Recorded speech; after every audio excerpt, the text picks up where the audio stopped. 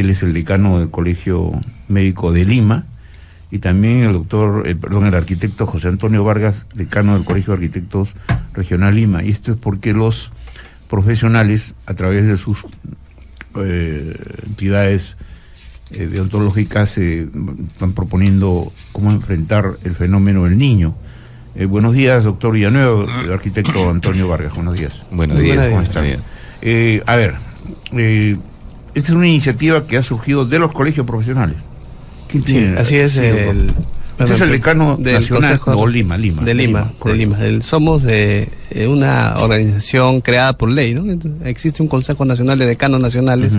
Nosotros corresponde... Que son los que finalmente también postulan en el caso del Consejo Nacional de Magistratura, ¿no? Sí, muchos de ellos pasan a la magistratura. Y nosotros somos el Consejo de Decanos de Lima, ¿no? Existen más de 27 consejos regionales a nivel nacional.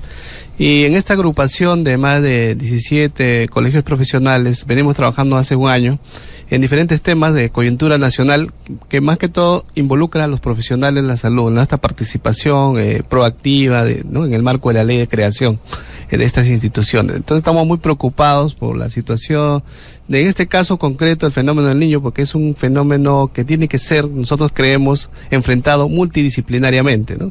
En el área de salud, en el área de ingeniería, arquitectura, en diferentes áreas, en la cual hemos hecho un comunicado dirigido a la Presidencia del Consejo de Ministros, en la cual proponemos medidas concretas. En primer lugar, la preocupación que ustedes han tenido, el tema de los congresistas y todo el tema presupuestal, nosotros coincidimos plenamente, porque el principal problema para nuestro país y nuestros ciudadanos, sobre todo los más pobres, el problema es presupuestal.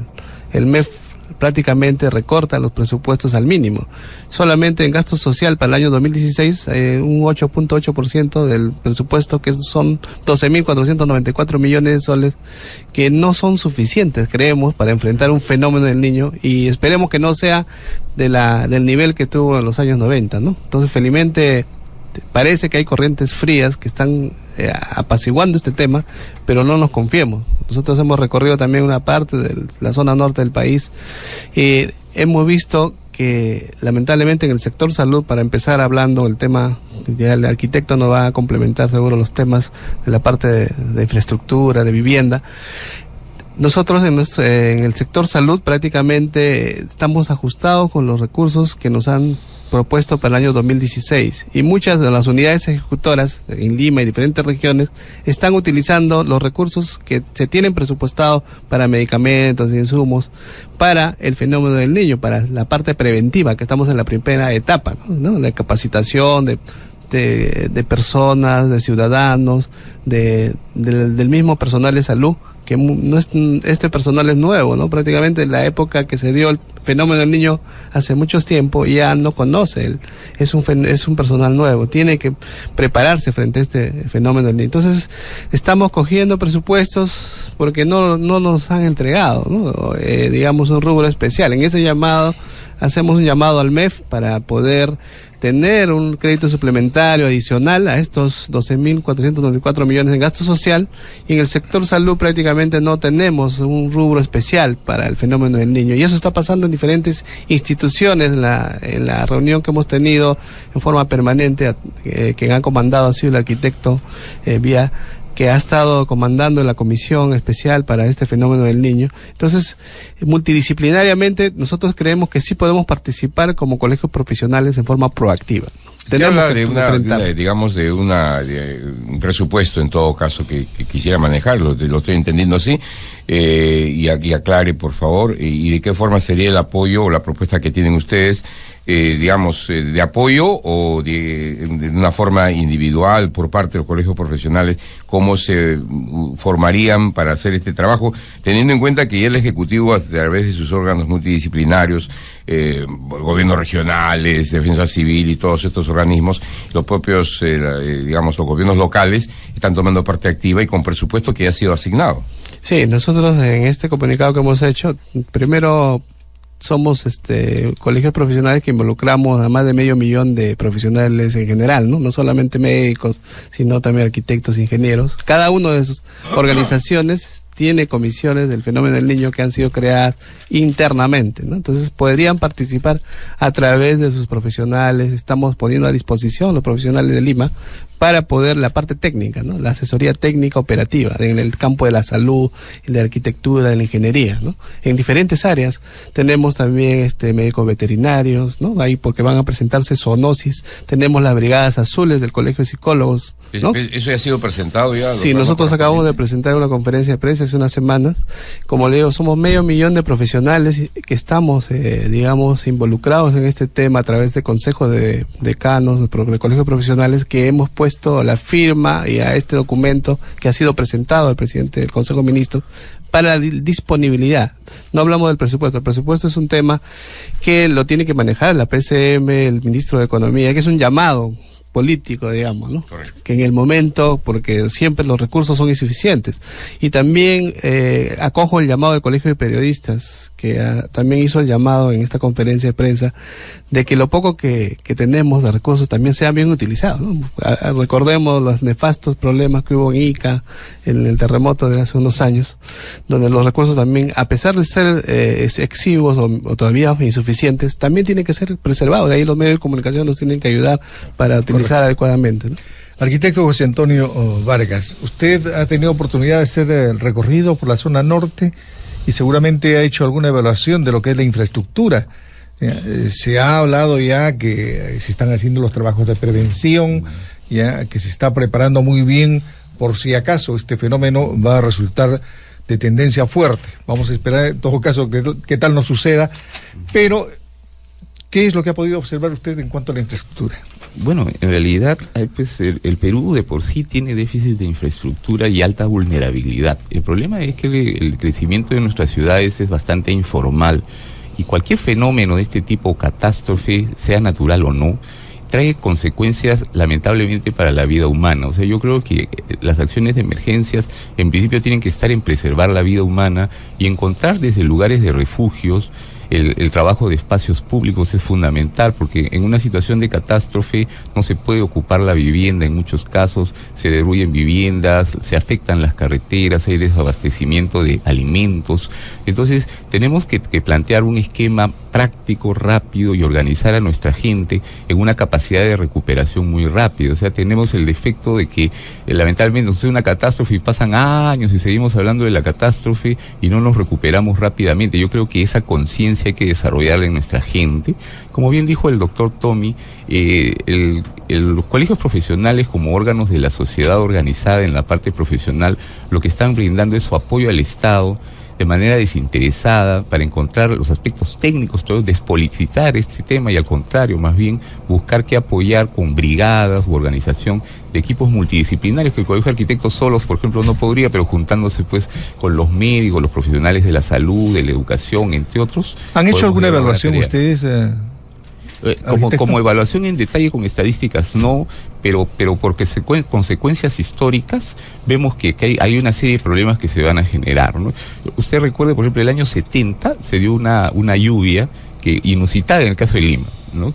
Toda la ciudad de Lima no está preparada para la lluvia. Evidentemente los techos se dañaron. Imagínense el año 70, imagínense ahora en el 2015 o 2016, donde se ha duplicado por lo menos la población de aquel entonces. Entonces, imagínense las consecuencias en las zonas más populares, sobre todo, donde la gente se coloca en los cauces de los ríos. O sea, ahí simplemente se va a arrasar con vivienda y todo, porque la gente se entera que no quiere salir del lugar. Entonces hay un problema desde concientizar a la gente del peligro que está evaluando. Eso es lo que más nos preocupa, ¿no?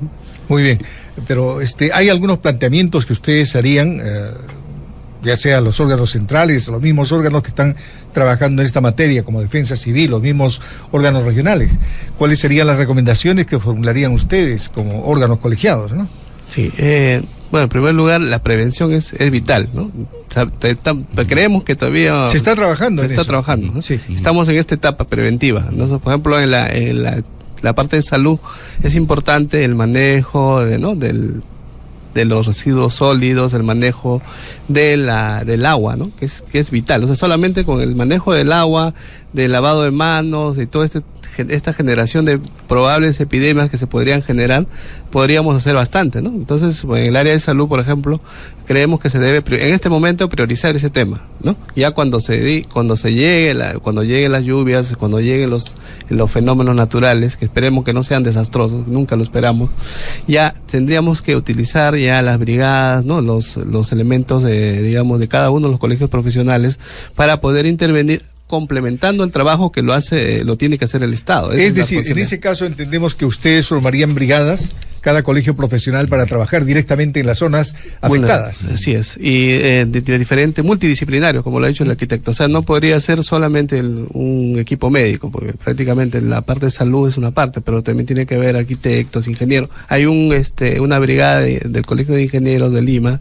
del Colegio Departamental, que también ha puesto su disponibilidad a todo el equipo técnico de ingenieros, el Colegio de Psicólogos, el de médicos veterinarios. Recuerden que si existe solamente una sola epidemia de un solo microorganismo podría generar una catástrofe, ¿no? En dengue, la chikungunya, uno de esos. Usted ha tocado el tema del dengue. Ya tenemos el dengue, la chikungunya que se está manifestando ya en el norte, y tenemos otra enfermedad más que es producida también, parece, por los mosquitos, que también ya está ingresando al país. Eso sí, podría multiplicarse en caso de producirse un fenómeno niño, y eso sería aún desastroso. Sea de pequeña magnitud, ¿no? Sí, eso sería más desastroso aún. Entonces, el fenómeno de control de enfermedades epidémicas, metaxénicas, sería vital en el área de salud, pero eso se complementaría a la vivienda, ¿no? Al manejo de cómo es que este fenómeno ya va a impactar en la población, ¿no? Entonces, también estaríamos preparados, pero para complementar, ¿no? O sea, nosotros no vamos a hacer el trabajo que lo tienen que hacer los organismos regionales, pero sí podemos poner a disponibilidad a los técnicos profesionales. Por ejemplo, en Piura, en Tumbes, solamente hay un infectólogo, imagínense, ¿no? Un solo infectólogo que tendría que manejar todo este fenómeno, imagínense. Entonces tendrían que trasladarse de Lima, de repente apoyar a zona de Piura, Tumbes, que existe poca cantidad de especialistas. El fenómeno del niño es una amenaza, evidentemente todavía no hay una prueba objetiva que sea un fenómeno del niño extraordinario, ¿no? O moderado, como se está diciendo últimamente. Todavía, pero hay que estar prevenido. Sí. Lo cierto es que acabo de justo, usted estaba comentando, y encontré una separata en un diario del Ministerio de Salud, donde habla de que hay que prevenir enfermedades, pero lo cierto es que estas enfermedades que se mencionan en el aviso, que tienen que ver con el sector salud al cual usted pertenece como médico, lo vemos que casi se repite con frecuencia. Por ejemplo, el dengue y la chikungunya, ¿no? La malaria, las diarreicas agudas, la leptospirosis, que también se está registrando en Cayala y Madre de Dios, en la zona de la selva de Loreto también, la peste bubónica en Lambayeque, en la Libertad, en Ancash, y otras enfermedades respiratorias, bueno, la rabia canina que está en Arequipa y Puno. Es decir, de acuerdo a este mapa que publica el propio Ministerio de Salud, estas enfermedades que habían sido ya, por lo menos, no, bueno, eliminadas o logrado una reducción importante. Pero hoy vemos, y el otro día leí una estadística que está de la OMS, que el Perú tiene un alto registro de tuberculosis. Uh-huh. ¿Qué se debe esto? ¿A una desatención del Estado? Porque hay mayores problemas de pobreza? Usted como médico, como decano del Colegio Médico de Lima, ¿a qué atribuye que estas enfermedades estén en el escenario de hace varios años? No es culpa de este gobierno, esto está de hace varios años, supuestamente habían sido eliminadas. ¿Qué pasa? ¿Por qué ocurre este fenómeno? Si me permite dar parte de la respuesta como arquitecto. Me tocó trabajar en la Municipalidad de Lima y ver los tugurios. Oiga, los principales tuberculosos de Lima viven en los tugurios de Lima. Es increíble que lejos de disminuir los tugurios en la zona central de la ciudad, aumenten, ¿no? Donde todos los déficits deben ir bajando cada año, en muchos casos aumentan. ¿Por qué? Porque el déficit de vivienda es tal que la gente sigue ocupándose, o sea, en una misma casa viven 3 familias, ¿no? Inclusive hasta los roedores. ¿Cómo no va a haber peste bubónica si la gente convive con roedores? O sea, son lugares, y están en las zonas más centrales de la ciudad. O sea, una de las medidas que tiene que tomar el Estado es erradicar los tugurios, porque eso es fundamental. Y en las zonas más pobres, extremar las medidas de control por cuestiones sanitarias y de sanidad. O sea, la salubridad en las viviendas es fundamental.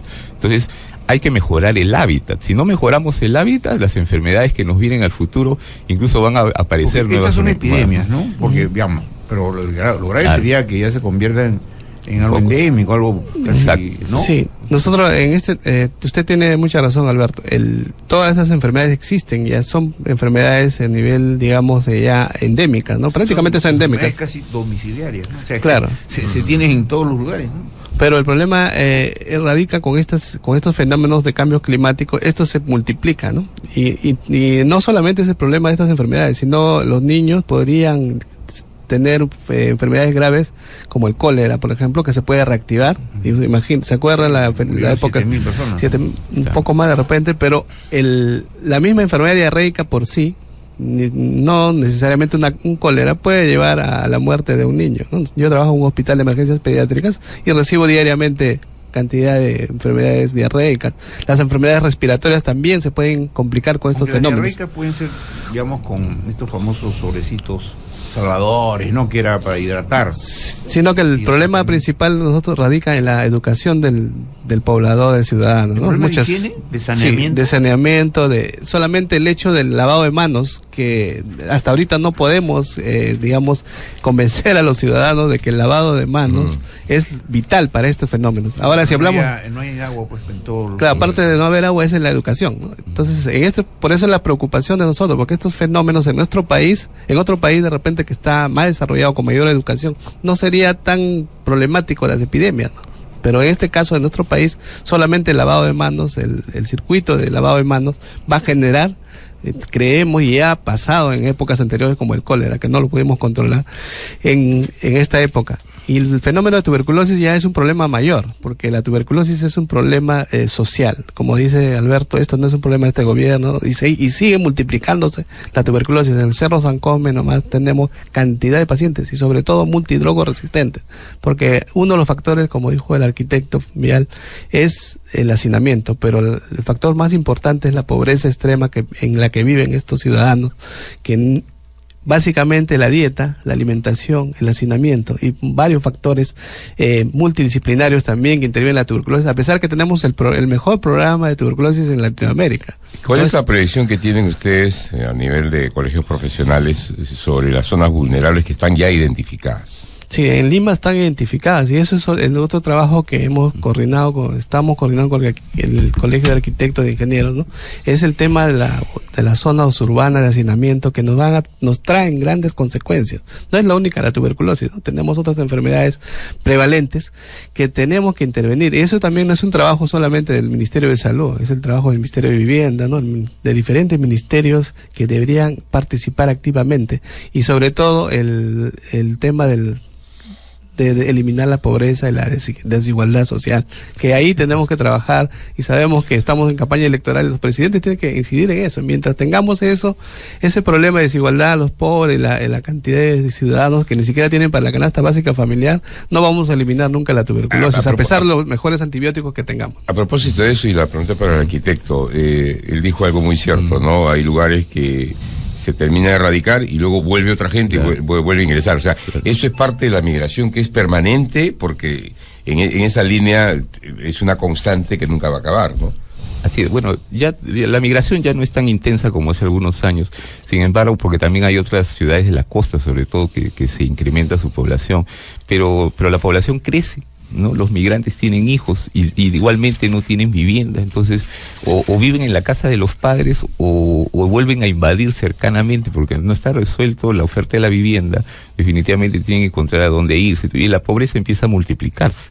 Entonces, en la medida que no hayan políticas del Estado firmes y fuertes, sobre todo el tema de la planificación urbana, fíjese usted, los municipios se cargan de hacer algunos diagnósticos, y se quedan en diagnósticos y en estudios muy grandes, a veces costosos, y que lamentablemente en la práctica no se llevan a la práctica, ni siquiera se aprueban los planes. Mire, ahorita nomás la Municipalidad de Lima no tiene plan metropolitano, por ejemplo, imagínense usted.